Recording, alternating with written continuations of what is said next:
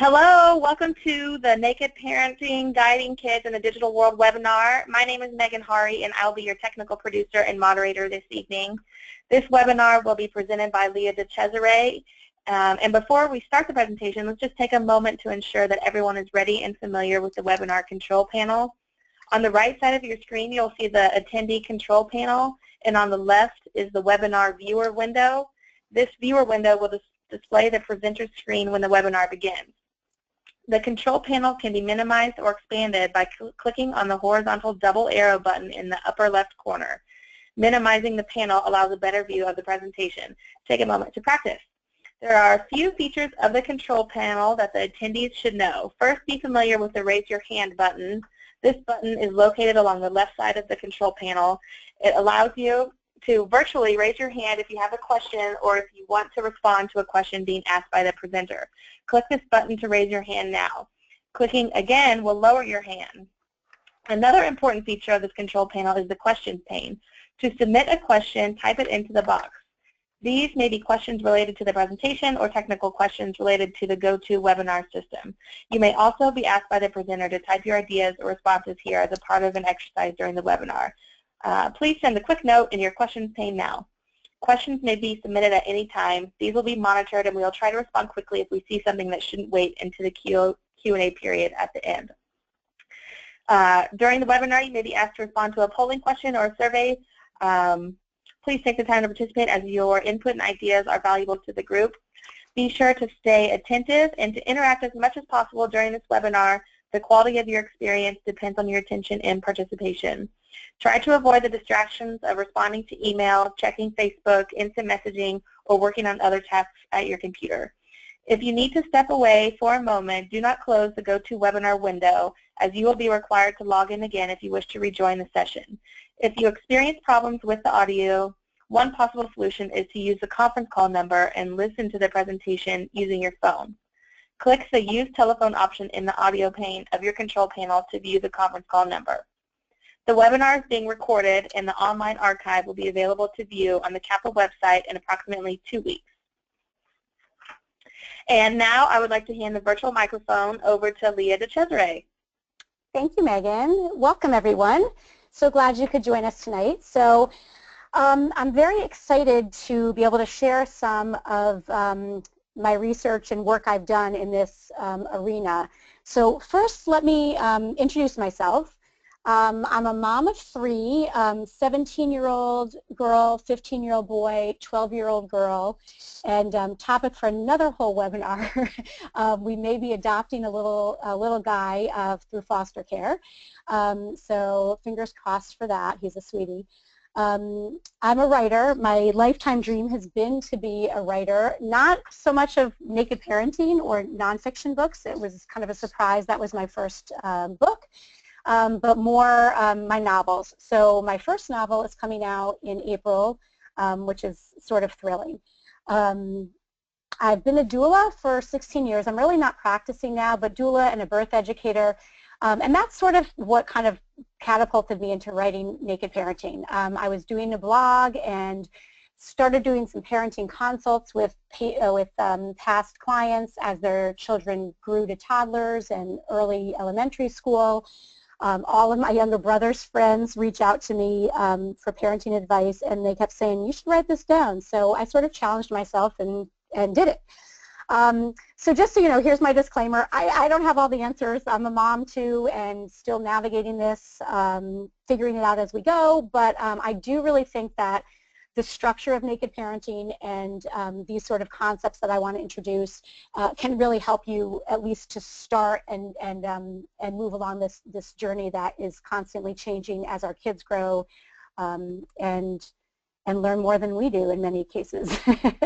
So tonight's webinar, quick rundown. The general ages of the participants would be really helpful for me to know if you are able to. Hold on one second. I have to just I have to escape out of this just 1 second to move my control panel so I can see better. Okay. If you could type the ages of your kids in there in that chat bar, and then Megan can kind of just yell out some ages for me so I have an idea of what age ranges we're looking at. We will talk about sort of Nothing specific to much of any age group, but more in general sense, but it's still helpful. We've got an 11-year-old girl, a 13-year-old boy. I know I got some emails in response to my email the other day, several 14-year-olds. Mm-hmm. Okay. All right. So like I said, it will be not terribly specific on any one age group, but it does give me a good idea that that sort of tweenish group is what we're looking at for participants tonight. So really brief interview of naked parenting. I'll just run through that so you kind of have a context for this. And also just know that even as quickly as I talk, we cannot get through all of this in our hour tonight, and I do want to, less than an hour, because I do want to leave time for your questions. But what I do want to do is take this from a parenting perspective, and we'll look at like being aware, finding some balance, and then creating a framework for you to work within. And in that framework, we're just going to touch on being a good digital citizen, online responsibility, and then working towards self-regulation in our kids. So feel free to type in questions as we go, and then there'll certainly be time at the end as well to ask some questions. Okay, so what is naked parenting? Basically, it's parenting stripped down to the bare basics, focusing on 7 keys to raising kids with confidence. I also just want to say, for those of you who are watching on a screen, I am going to be reading everything because I do know that there were some people that were going to be able just to call in and not be able to be seeing the screen. So I will be reading it so it's more relevant to those folks. So the 7 keys in the original Naked Parenting, 7 keys to raising kids with confidence, are love, honesty, communication, responsibility, discipline, mistakes, and gratitude. So what I like to do, and in 7 keys, sorry, in the new one, the yellow book, Guiding Kids in a Digital World, what I've done is take these 7 keys from the original book and applied those to cyberspace, to managing technology and electronics in our households and families. And basically that is the idea of naked parenting, that if you know these 7 keys, then you can apply them to multiple age ranges, to multiple parenting areas in our life without having to be an expert in every parenting area. When something comes your way, you can apply it to that. So that's sort of the idea. Here is a quick trailer for what we're going to do tonight.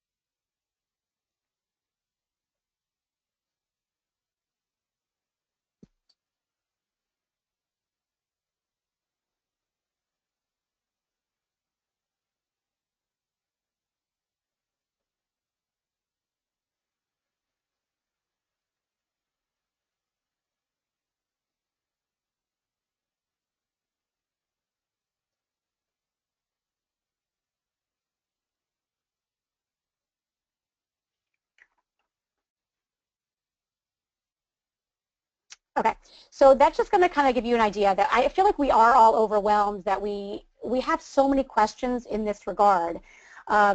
So this was really a book that I didn't want to write. When I had voters on my blog pick what was the next subject in naked parenting they wanted to hear about, this is what won. So I did dive in and do a lot of research and work on this. But it is a tough, tough issue that we all are trying to manage. So a few thoughts to remember. Everything is going to be kind of considered differently for different age groups. So there are different considerations, obviously, for different age children. Your family values matter, and that's what's going to guide your decisions. So I'm not here to tell you what to do or how to do it in your family. I'll give you ideas and some solutions that you'll be able to apply within your family values and your family structure. Nothing is ever a one-time conversation. So it's like the drug talk, the sex talk, the tech talk. It's not something that we can sit down. I encourage you to sit down and have a big talk with the kids about it, or really discuss it, depending on the age of your kids. However, it's not a one and done. It needs to have that trickle effect where it's constant little tidbits that are being shared at the dinner table, in the car, when something comes up about a text somebody you know, relays to you over a conversation. So it's never one and done. Really have to set and communicate really clear expectations. Have that tech talk, but then keep talking, keep the conversation going. We'll talk a little bit about creating a family media plan, something that you would do if you had little kids, that you would do probably on your own to start as parenting couplets, and then at some point, as the kids are able to vocalize, you can set your goals out and then involve the older kids and create more buy-in and have everybody in the family be really have a stake in it and be responsible for crafting that family media plan. And then just really in so many ways, the core lessons that we teach our children in life, in all other areas in life, also apply online. So again, sorry, I'm missing some parts here. I'm going to pull that all the way out of the way. Okay. So things that we would teach them in regular life apply online. Okay, so before I even get into some of the meat of this, like what are we all worried about the most, I think, is keeping kids safe online. So this is the biggest concern as parents in this whole wide world of cyberspace. So in general, take a deep breath, internet is generally safe, and it's not something that we need to stress over. There are a lot of experts out there that say that we're all misguided and have put way too much energy and focus on the dangers of the internet. I feel like I come down somewhere in the middle, but I do believe that we can take a deep breath and not worry so much about this aspect of it. There's tons to learn in this arena, but there's ways we can keep kids safe without over-worrying. And also, however, we do have that responsibility to guide and supervise our children in their online space as we do in our neighborhoods and physical communities. So keeping kids safe online, I'm not going to go through all of these in depth, but this is something, if there's something on this screen right now that you don't understand, please do look it up and dig a little deeper. I do go into each of these little areas in the book a little deeper just to help you understand like why you might need to understand these pieces. These are things such as cyber intruders, phishing, inappropriate content. For example, I've heard that kids, if you go to whitehouse.com instead of whitehouse.gov, you've just gotten your potentially 7-year-old on a pornography site. So simple mistakes can sometimes happen upon inappropriate content. The HTTPS I put here because I was surprised at how many adults have told me since this book has been out that they didn't know this, that if you're filling out information online, and I have a kid applying for colleges now, they need to know if you're going to shop online, fill out a form online, a scholarship online, you need to have that S there to know that that is a secure form. So good to know that and communicate that and teach your kids that. Other things to understand, in-game fraud. In-app purchases are the model right now for making money on these apps. Identity theft is a concern online.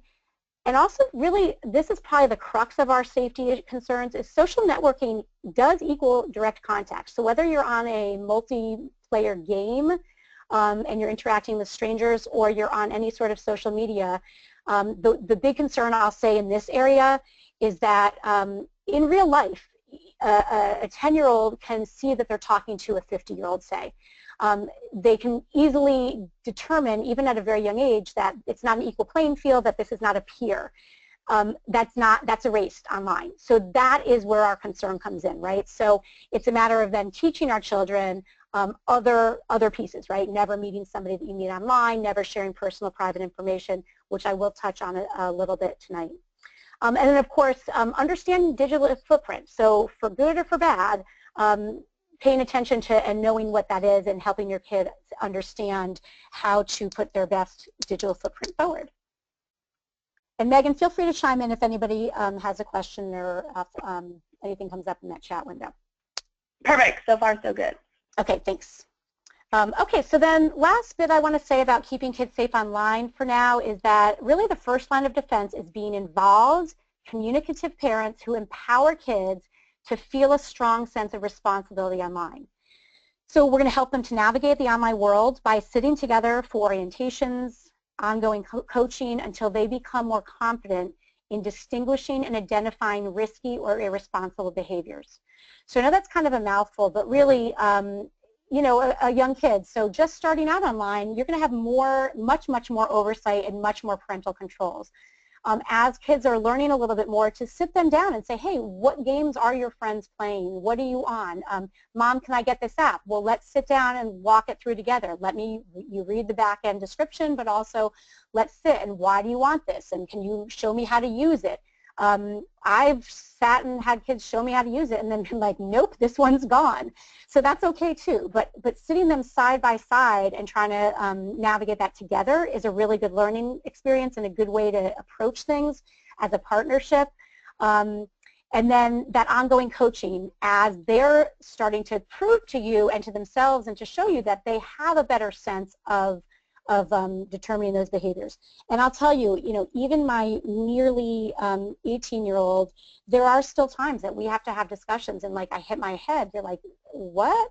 So I think it's just a continual ongoing discussion where a lot of innocence comes in, where they just kind of don't expect that that's a wrong thing, or they think, you know, that was an okay or innocent move and it's not. So it's a continual dialogue, and really comes down to being involved and talking with our kids regularly. Okay, so big question. As parents, how can we keep up with all the changes in technology? We can't. So to give you some daunting statistics, as of June this year, there were 2.2 million Android apps available and 2 million Apple apps. And that doesn't even touch on, right, gaming devices, websites, YouTube. It doesn't touch on any other aspect of this whole cyber world that can distract kids and lure them in with their time wasting and whatnot. So what do we do? So my approach really is to say we cannot keep up with that. So take a deep breath, and I think that's kind of almost reassuring that you don't have to know every little detail about Snapchat and Yik Yak and Periscope and Tinder and all the other things that are coming up, you know, every day. You don't need to really know that. So we're not going to go into any details about any one game or app, but more to have an overview of how to handle it all as new things arise.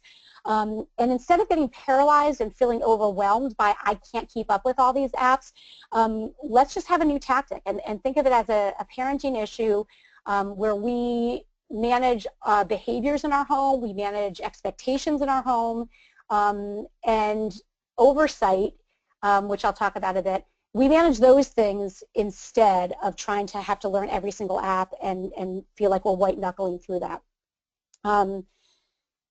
Okay, so we will talk about building a media plan as a family later on. So I think that with the media plan with older kids, I'd be pretty deliberate in sketching media goals as parents first.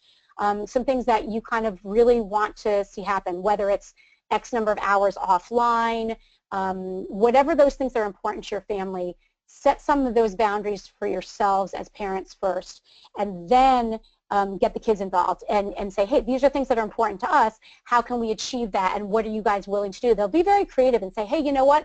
I would really love to say I'm gonna give up my laptop and stuff and be offline between this time and this time so I can go out and play, or whatever it might be.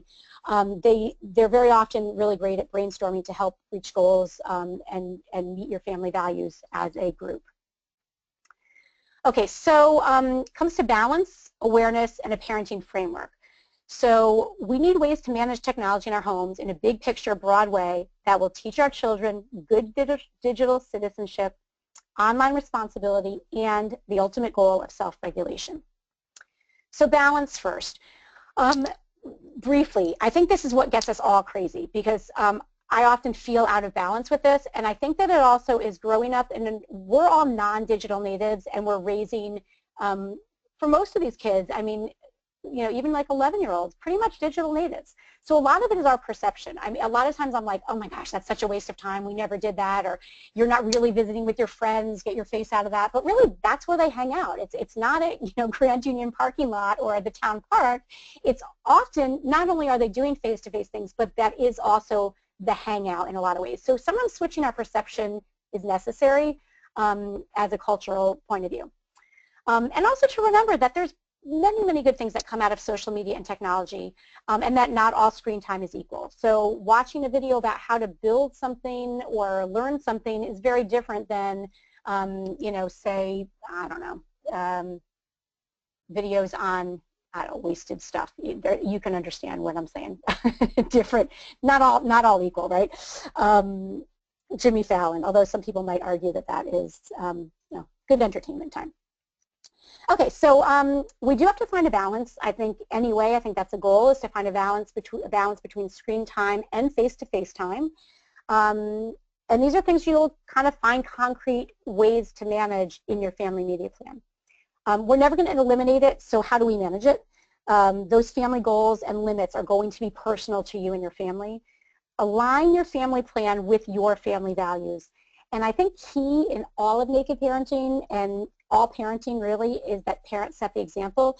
So really being mindful of what are we projecting, what are we putting out there for our kids to follow, and what are we demonstrating. Okay, so awareness and some studies. I'm going to read these. We're not going to dwell on them. I have all the citations on some teeny tiny slides in the back, but I can show you where all these came from if you want. But just to let you know, okay, family time between 2000 and 2008 dropped more than 30% from 26 hours a week to about 18 hours a week. 88% of all kids aged 10 to 23 say their parents trust them to make good online decisions, yet many, despite this trust and their own knowledge of risks, still choose to post personal information about themselves, including email address, hometown, and school name. 11% of respondents even said they've shared their home address. Scary. 71% of parents say that they've talked with their child about being safe online, yet only 44% of youth surveyed agreed. So this goes back to the can't be one talk. It's got to be over and over and over and really become almost part of your life discussion, family discussions. A couple more studies, citations. 49% of youth have regretted something they've posted online, and 45% they would change their online behavior if they knew their parents were watching. Speaks perhaps to having some public areas for using devices. Among 8 to 18-year-olds, total daily media exposure, oh my gosh, I live in Rhode Island and I just had a Rhode Island twang that came out. That's horrible. Meteor, oh my gosh, I'm so sorry. Total daily media exposure was 10 hours and 45 minutes, and that total daily media usage was 7 hours and 38 minutes. Nearly 8 hours a day on average. That's longer than they're in school. The age group with the highest media exposure per day was the 11 to 14-year-olds, which is a lot of what we were talking about. A lot of people who have reached out and on this call are in that age range. Here's a huge one too. 3/4 of parents say they don't have the time or energy to keep up with what their kids are doing online, and that they are overwhelmed by modern technologies and just hope for the best. I think it is overwhelming, and I think it does almost feel like we want to put our heads down, but I do think that it's our responsibility to step up. And you're all on this call for that reason, because you feel that as well, that we have to do something to be involved and to teach our children to be good online, to be safe online, to be responsible online. Okay, so with all this awareness, the more we can be aware of any problem, the more we can take effective action. So that's the goal here. Building and maintaining trusting relationships with our kids is huge. Being able to continue to talk with them. My son recently shared with us, maybe a couple years ago, that he was on Skype and he had somebody had contacted him, and he accepted the friend request because nobody had ever friended him on that he didn't know. But as you may know, there's a lot of people out there trying to friend you on Skype, and then they engage you, and it's very often sort of pornographic type stuff. So this person started to sort of solicit him and say, hey, let's video chat, and he immediately did the right thing. He undid her friend request and then blocked her, and then he told me. So, you know, had I not had those lines of communication open or was a screaming, yelling type about that, it might have gone a different way. So I was grateful to know that and to be aware, and then we talked about, well, all right, how do you approach friend requests in the future? If you can't recognize the name, you decline it, that sort of thing. So it was able to open another conversation for future safety, and again, toward our ultimate goal of self-regulation and knowing that. So that was a plus, that was a success. Be involved with your children in knowing what they're on, what their friends are on, what they're playing on. Like I mentioned, sit and have them show you this stuff. And it is okay to also be on an Instagram and follow them, or to be on something that they're on. I just don't feel it's necessary to follow them on every single media outlet. And especially as they're young, a lot of times it's just like a fun, silly thing where they're sharing with their friends. And it's an opportunity to say, hey, you know, those things do live forever and ever and ever. They can be shared. They can have screenshots. Is this something that you would want a future boss to see? Is this something you'd want your current school principal to see? So even if it's just silly and not anything that's bad per se, just having them be mindful, it's a good habit to get them into, to be mindful of what you're posting it's out there. It's not just for your friends. I love the teenagers who say, oh, but Snapchat, it's gone in 15 seconds. No, no, no, nothing's ever gone. So to really make them aware of that. We have plenty of adults and politicians who have not learned that lesson, don't we? Okay, so and then awareness obviously helps you to have honest, regular communication. I have a bunch of conversation and dialogue starters in the back of the book. Happy if we have time at the end to read through some of those questions for you. Okay, so we have balance, we have awareness. How then do we kind of do this? Like, what do? We need a parenting framework. So tonight, I sort of had to take this format of this webinar out of the entire format of the book because a lot of things overlap and cross over. I just tried to pull some of the key things out that you could do and apply right away. So let's tackle these three: good digital citizenship, online responsibility, and self-regulation. And these three also do really cross over. Okay, so what does it mean to be a good digital citizen? I would say you practice respectful, ethical, and value-driven behaviors online. And just as we teach kids to be good citizens person to person, at home, in the classroom, and out in the world, teach them that kindness, fairness, respectfulness, and trustworthiness all apply online too. I think that's the biggest thing, is that we can take our parenting that we do every day that we're more confident in and just apply that to online stuff and not feel so worried about it, because it really does apply. Character matters. Help them to connect their actions with outcomes by being accountable for their behaviors no matter where they are. So they're accountable whether they're at school, at church, at a field trip, at home, at a friend's house, and online. So all of that matters. Just to bring up cyber ethics, talk to kids about plagiarism. I mean, stealing content. As a blogger, people steal my content all the time without crediting it. I find it in other places. There's a lot of plagiarism that they can actually scan. Teachers and professors can scan things in and find instantly if your kid has plagiarized. So sometimes I think it's innocent, but I think kids really need to understand that you can use these resources, cite them, but make it your own. And how do you do that? I think it's a tricky lesson, but to really be clear, plagiarism is stealing and it's illegal. Cyberbullying falls under cyber ethics. Again, treating people with kindness, whether you can see them face to face, you know, or at bullet point 2, teaching kids that that how they behave matters, even when no one's watching and even when they are anonymous behind a screen. There are a bunch of really great PSAs out there that you can look up on YouTube. We actually have family YouTube moments when somebody has something to share, and we've used these at different times, where it shows people, young girls, being very, very nasty and mean to one another, but they're sitting at a kitchen table and one of the moms is in the kitchen. Well, clearly that's what we want kids to be thinking. Would you say or do these things if you know, third bullet point, if the school principal, grandparents, rabbi, pastor, best friend, if any of these people, if that person were right in front of you, would you do that? So you need to not type, post, or anything, take a picture, do anything that you wouldn't do face-to-face in front of those people.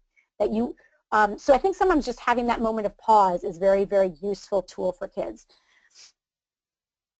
And that brings us to online responsibility. So I want to talk briefly about monitoring online activity. So again, a lot of this goes based on age. So when they're younger, yeah, you're going to do a lot more of that, and a lot of it's going to be certain devices that block it all out anyway. You're going to be the one that puts in any app that they can get, that sort of thing.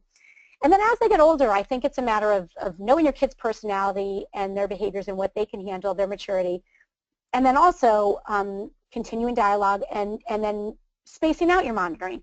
So here are some different ways that you can do that.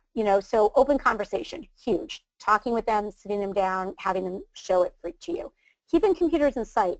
Somebody emailed me and asked about how do we keep our kid off of YouTube when they're, or anything else, right, when they're supposed to be doing their schoolwork. It's tough. The kids now are like issued school Chromebooks, or they have their own laptops. A ton of their schoolwork is required on the computer. It becomes a conflict. And I think tons of adults still struggle with this distraction, right? So there are apps out there that you can either buy or free that block out the internet while you're working on a certain project.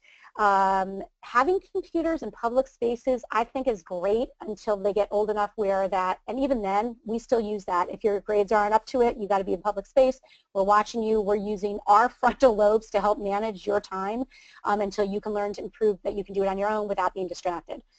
That sort of thing can still work. So keeping them in public spaces.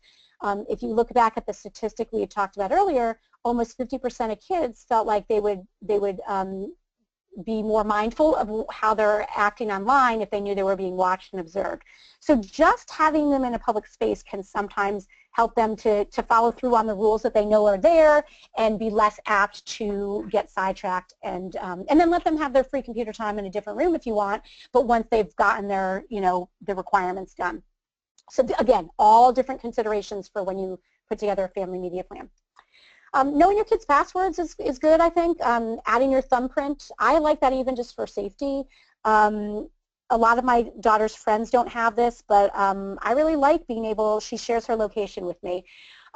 Every so often she will forget to text me from leaving school, say to go to sailing, and I'm able to then look at and say, where is she? Why isn't she answering her phone? Why isn't she responding? I can check and say, oh yeah, she's at sailing where she's supposed to be, and that's why she's not getting back to me. She's still on the water. So it just is like a little safety feature in the end, more than a checking up on you, but more of like, I think of it as a safety kind of like, okay, I know where she is, and she's supposed to be there, and she just forgot to let me know that she's finished whatever. So add a password. Those can be safety features as well. But again, if your kids know, I want you really, it's good and really important to be honest about any monitoring you're doing. So the kids should know that you have their password, and that if they change it, they need to tell you, or that you have a thumbprint. One of the thumbprints is safe for mom and dad, and that way just say, hey, we're going to be doing spot checks. If they're up in arms about it, say, hey, I'm not there to be balking into your business and your privacy. However, I'm just going to do spot checks on you. Back in the day, we would talk on the phone, but it was in the kitchen. We would try to drag the phone in the other room where you couldn't, have mom and dad and brother and sister and everybody listening in on your conversations. But there was an inherent oversight in that. So I sort of related a little to that. But again, as they get older, there are things that you can start like letting that leash, for a better term, for lack of a better term, get longer and longer. You can always check browsing, use password-protected devices, and again, that's probably good for younger kids. Checking browsing histories is important. Know about private browsing so that you can check that too. Or if you have a shared family computer, you can do private browsing for your stuff if you need to, and then not have other people in the family, kids, seeing what you're searching. That's all good to know, though, to make sure that you know that there is such a thing as private browsing, so you can see that the kids aren't doing that. And then, of course, there are bunches of parental controls and filters that you can use, all sorts of stuff. But nothing can replace us. So using all these things as tools, but really being involved and talking about it is the best tool of monitoring out there. Calm, cool conversation is more effective than behind-the-scenes monitoring as kids get older. I just mentioned that story with Skype.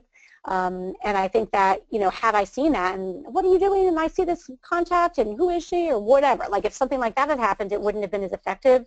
It wouldn't have been as great of a learning opportunity. So with age, we're moving more really from surveillance toward conversation. And again, you need to know your kids and when that time comes, but I would say starting discussions early on, and then just having that balance between the two shifting more toward conversation and less toward surveillance as they're getting older and exhibiting responsible behavior and exhibiting to you, demonstrating that they can do that. A couple more things about online responsibility. Really, anything that encourages kids to slow down before posting can help them make a better choice. So thinking about that and saying, all right, just take a deep breath. If you have any nudge or inkling or doubt that you should post this, like, don't do it. If you feel like you need to run it by me as your mom, come and show me. If you're embarrassed to show me, maybe that's something that you shouldn't be posting. So anything that's going to help them to think twice before they hit post is a good thing. And then also, big note on this, be mindful of what you post about your kids. If you read the Facebook privacy policies, I mean, there's so much in there that we don't even know about. They're monitoring a ton of stuff. There are all sorts of bioidentifiers. You're creating a digital footprint for your kids, possibly breaching their privacy. Even with babies and small kids and young kids, they're starting to link people up to one another. There's tons of stuff that's happening. So go ahead and post on Facebook if you want. When you Google my kids' names, stuff that I put up is what's out there from them from my blog, more than stuff that they have, and I'm very conscious of that. But being mindful of posting out there, just knowing that you are building their digital footprint as you do that. Okay, how we doing, Megan? Anything? I know I'm going fast. Yep, you're good. No questions. Couple people still trickling in. Yeah, going great. Okay, fantastic. Okay, I do want to leave time for questions, so I'm going to try to keep plowing through. Okay, so self-regulation. That is our ultimate goal, is to raise responsible adults who can self-regulate. So when they're younger, we're going to help them regulate themselves before they're able to do it on their own, and we're going to help kids understand what is private. We want them to be honest with us, but then sometimes that's confusing, right? We're telling them to be honest, but also not to share certain things. So sometimes I think that can be a good point of discussion. But being really clear and saying private information is your name, your address, your school name, your phone number, home name. I've seen so many kids posting things like their birthdays. I mean, if nothing else for identity thefts, not so much for being kidnapped, but for identity theft, right? Different things that are more likely to happen. So just being really clear with them on those guidelines, that you don't ever put any of those things into any pictures. I share a story in the book that I can't get into in depth, but my daughter years ago had been on Instagram before I knew anything really about how Instagram worked. And but I was watching and I was on just to watch and see what was going on with her. I learned a lot researching this book. So anyway, a couple years ago, she was on that and had posted a picture of her summer class schedule. We live in a small community in the summer where she bikes to everything. The name of the community was on there. She was also, her name, she had changed her username to Connecticut Girl, so it was very clear what state it was in. It was, probably, when all is said and done, probably totally safe and fine. However, we had a very long talk, and in fact, she wrote about it on my blog. It's one of my top 5 blogs every single day about Instagram safety tips, because that was part, I said, I don't have to post it, but I want you to write a post for me, and then it's up to you if I post it or not, but about how to be safe on Instagram. So she learned a lot of lessons that way. I mean, about not even, she just didn't think that all that information was in that one little picture of how to have found her if somebody wanted to. So again, good discussion point. Okay, so acting honestly with integrity and respect online, just as you would expect them to do face-to-face with others. So again, teaching them that is a very big part of self-regulation. And then also huge, especially in a year like this, but news is out there all the time, 24-hour news cycles, teaching kids critical thinking. There's such a thing as called astroturfing. I don't know if any of you know what that is, but it makes it kind of hard to know what the source's biases are. Who is paying for for a study. AstroTurfing can be used to add credibility where there is none. So the definition from Wikipedia is that AstroTurfing is the practice of masking the sponsors of a message or organization, for example, political, advertising, religious, or public relations, to make it appear as though it originates from and is sponsored, supported by grassroots participants.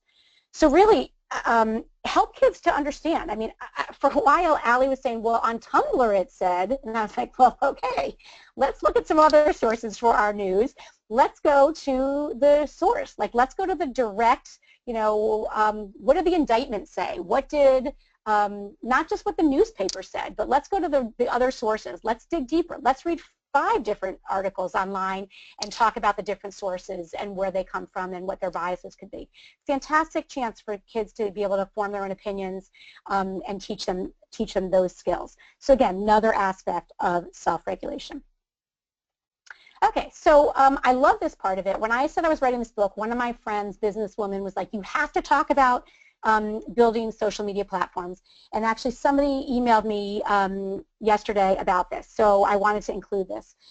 Building social media platforms is great if you can do it for good and for social capital. And yes, kids now have the benefit of, you know, self-publishing a book, of having a broad, far reach at a really young age. So if they care about something, and I guarantee you, employers and college people are looking at their social media profiles and Googling these kids' names. If your kid is showing that they raised X money for this and that they served on this, and they're sharing a link to the Best Buddies Club at school, and they're building a digital footprint and building a platform based on something that they care about for social good or anything that is a positive, that's great. So I mean, yes, part of that can happen completely organically. Part of that can use the tools. There's a gazillion articles out there on how to do that in a more deliberate, conscious way. But learning about platforms and responsibly building engaged followers is great. You know, using solid content and teach your kids that. Encourage them to read about the importance of platform today and how they can make a difference in the world using social media. You may want to, I know a lot of parents do this when their kids are born, you may want to get their Twitter social handle, their domain name, you know, their name.com, whatever, for them to be able to build on that as they find themselves and want to do something in the future. You've already gotten their brand, so to speak. So that's another whole webinar. But I did want to bring up that these are some benefits of technology. Also using technology to help kids practice independence and responsibility, you know, through using curfews, through communications, through apps like, say, Wunderlist, or apps to help kids being productive, to manage their schedules, to remind them of things, to keep track of how long they've been studying or whatever. You know, there's a million productivity type apps out there. There's apps to connect with, you know, your grandma or your aunt, like ways that you can try to keep family relationships. I hold a whole chapter on gratitude and using technology to show gratitude. So there's a lot of ways that are very positive that we can use technologies. And showing those to the kids is great. Okay, so just want to be mindful of time. Okay, great. So as you construct a media plan, you should continue to have tech talks with your family, work together to create this plan, and start with what they know. Start with, you know, asking them what they do know about certain things, asking them about online safety and guidelines for posting, privacy settings. Go through their privacy settings on an app. I mean, young kids aren't really much on Facebook anymore, but other things. I mean, Instagram, you know, see, are they letting anybody follow them, or is it only private? So check all those things and sit down with them and go through that. And then base those, you know, connect those values in your family to what they do with online behavior and offline behavior and expectations. And just keep those doors open to frequent conversations. So really, there is no set rule for when it's best for a kid to start using technology or how much time is okay. There's really no defined right way to manage technology in our home, which can be freeing and helpful, and it could also be frustrating. You know, we just want to know, how do we do it? But there are definitely experts out there who will give you certain guidelines. You know, AAP says really like nothing before age of 2, which I don't know that that's actually realistic in practice. But in any case, there's lots of experts out there. So in your family, you've got to decide what you want to balance and weigh more as you make these decisions for your media plan. And the experts really do agree that balance and moderation are key. And again, that's the big question, right? How? Okay, so as you develop your media plan, these are things to consider. Family meetings and routines. How can you fit your technology use within these things, and can you, within your family routines and daily schedules, and can you get a family meeting, a kind of regular check-in on your calendar? How do you want to handle that? Maybe it's the start of every school year. This is what we tend to do, start of every school year and January when we set goals for the school year.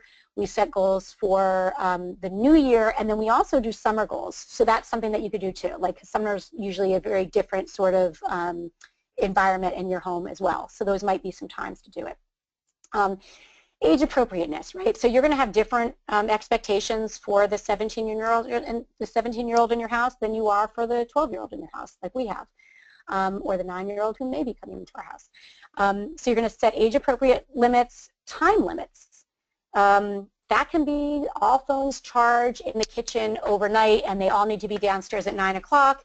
If you need your computer still for school after 9 o'clock, it needs to be in a public place, that sort of thing. And again, in the book, I lowered the price of the book yesterday so that it went through for today, so it's less now. I think it was $7.99. And it's much cheaper. I think $3.99 for the ebook. I don't mean to be pushing you that way, but I do have more of this flushed out in that chapter on media plans. But like different ideas for what you can do for time limits, ideas for what you can do for wear limits, meaning, you know, no computer in the bedroom. We have a rule that you cannot Skype or FaceTime any face-to-face stuff with a person of the opposite sex in your bedroom. Growing up, and you might think that's stupid, so that's fine. You don't have to do that. But growing up, the reason we kind of came to that was growing up, there's no way my parents would let me have a boy up in my bedroom. So if I was socializing, it was down in the family room or in a more public area in the house. So we kind of said the same thing. Well, if you do that, fine. You have to just be in a more public area of the house. So that's an example of a wear limit. Usernames and passwords. Talk to them about what is a strong username and password. You've probably seen some of these sites where they hack into, or they tell you what like celebrities use as their passwords, and they're the most inane things, like everything that they tell you not to do. So just being smart about using passwords that are very hard, that are tricky, sharing them with you as you determine that you want them to, but talking to them about that stuff. Again, privacy and location settings. Geotagging on phones and pictures is probably something I would turn off for young kids or any kids who are posting on social media. That tags directly to your location. So somebody could pull that off of an Instagram, say, and see that your child is at the corner of this street and this street. I've also heard that it can get as accurate as where in the house. I don't know if that is completely factual or not. So talking about things like to post or not to post, I've addressed that a little bit here. What considerations do you think about when you're posting? What to download or not?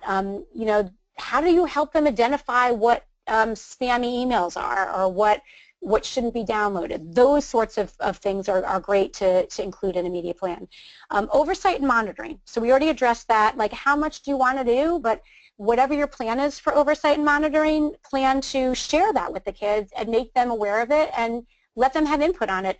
I think that I had been using guidance from a friend of mine who had older kids that were around the bend for me.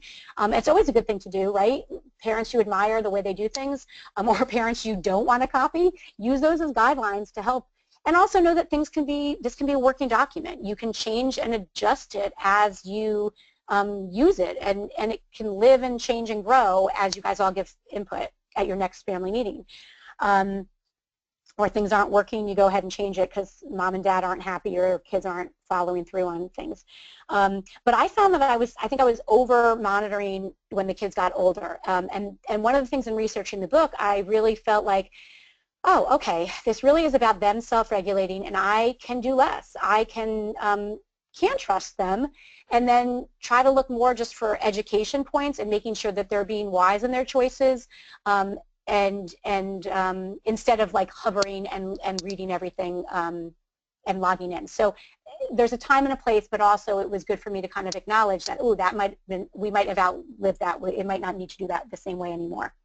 And then, of course, consequences. I think that, you know, having very clearly defined consequences for kids who don't follow the guidelines that you've laid out in your media plan.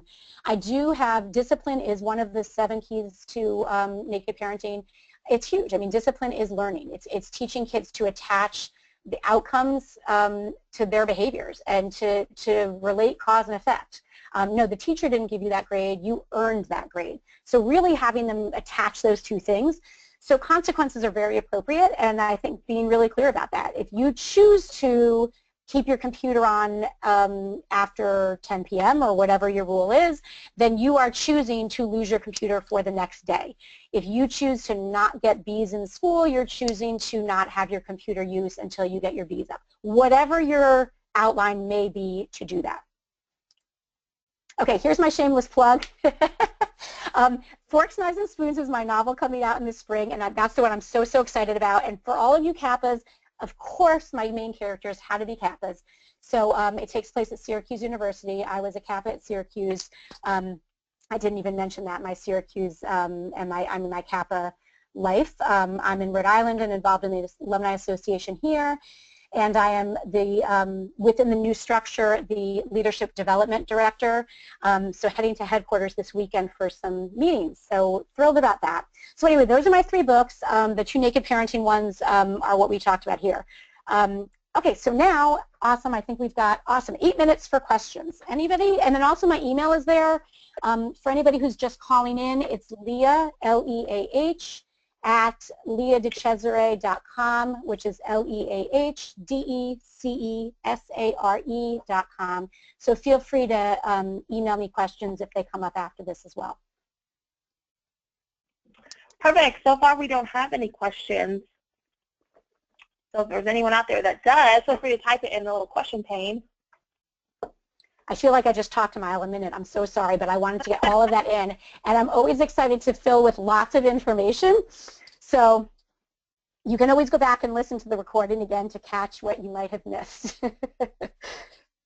Here's a question from Kelly Robinson, who's curious if you know if there's any way to block YouTube. Okay, so Kelly, I think I emailed you back today. I don't, and I tried to check it out a little bit today. I do have one techie friend that I didn't hear back from, and he's the guy I would know. So if I do hear from him, I will email you. I know that YouTube, somehow in YouTube, you can create certain settings to block certain content from YouTube. And some of those third-party or browser blockers, like parental controls, I think you can adjust stuff in those areas. So that's what I would advise you. I'm sorry, I'm not like the real techie person. I really come at this more from a parenting point of view. But I did try to dive in and find that for you today, and I could not find anything that blocked that specifically. You know, that's something that's a good idea to put into a media plan, right? And say, hey, no YouTube. YouTube is off limits. Schoolwork has to be done. If you're on YouTube, I want it to be in a public place. Because that is something that also they can definitely stumble upon bad content on YouTube. And again, a very innocent search can turn up some bad content. So that might be another solution to that, would be to try to have him using YouTube only in a public arena. And then again, what's the consequence if I see you using YouTube in your bedroom by yourself? Then this is XYZ consequence. Now all computer use is always in the kitchen for school, and you have no free time. Something like that, right? So I hope that helps to answer your riddle. Yeah, here's another question from Christine Anderson. She has a daughter who's only 2 years old. Do you think she's getting ahead of herself with this topic? No, I think it's great, and I think that being mindful of that from the get-go is smart. Like right now, a lot of the things that we did talk about, you probably don't need to worry about so much, but having a family media plan for you might just be a quick sheet of paper that, you know, you and dad or mom, anybody who's even other caregivers, right, sit down and say, these are our rules, and you could determine that. For example, I'm not going to have my 2-year-old have more than X amount of time per day, and I'm going to use that X amount of time when I'm cooking dinner or need to be on a conference call, for example. So I would still be sort of mindful of what you want that to look like, because then it will be easier for you to be deliberate about structuring social media management and technology management as she gets older. She or he, I don't know what you said, toddler. Yeah. That's how I'd approach that. So no, I don't think so at all. And then again, there are recommendations that are specific to younger kids, but you are in the position of being able to control the content much more right now, so it's more probably of a time thing than a content thing at that age.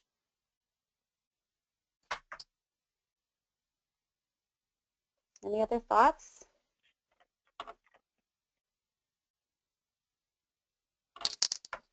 Okay, well here are the teeny tiny screens that show my resources and references for the studies that I include in the book. So I know this is minuscule, but if you need them, I'm always happy to send that to anybody. And then here's my email again, if anybody wants to, anything else come through? Yeah, how many hours, this is from Susan Larson, how many hours do you think a 14-year-old should be on social media? Ugh, that's such a good question, and I honestly don't have an answer.